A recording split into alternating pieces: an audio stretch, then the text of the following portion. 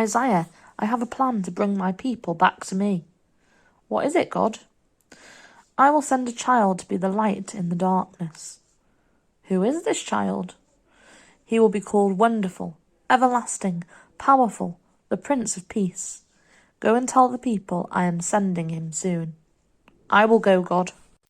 We know now that this promised child was Jesus, but Isaiah didn't know that. You see, God gave him this message 700 years before Jesus was even born. So even though Isaiah never got to meet Jesus, he knew that he was the light in the darkness, the mighty God, the everlasting Father, the Prince of Peace, the wonderful Counselor, because God had told him all these things. When I was thinking about all these ways that Jesus is described, I thought, how can Jesus be God's Son and be the mighty God and the everlasting Father? I thought, I'm going to have to look for some clues in the Bible about this. In John chapter 1, it says that in the beginning the Word already existed. The Word was with God, and the Word was God. Now the Word is another name for Jesus. Let's see what else the Bible has to say.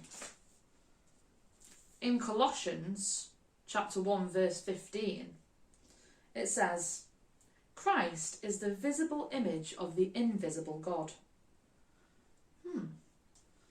Let's see what else there is. In Hebrews chapter 1 verse 3, it says, the Son radiates God's own glory and expresses the very character of God. Here's another one. In John 1, this time verse 18. No one has ever seen God, but the unique one, who is in himself God, is near to the Father's heart. He has revealed God to us. Again, they're talking about Jesus. Jesus has shown us what God is like. And then, in the Old Testament, in the book of Isaiah, Isaiah had another message from God. It says, the virgin will conceive a child. She will give birth to a son and will call him Emmanuel, which means God is with us. That's from the Christmas story, isn't it? Mary was going to have a baby, and she was going to call him Emmanuel, God with us.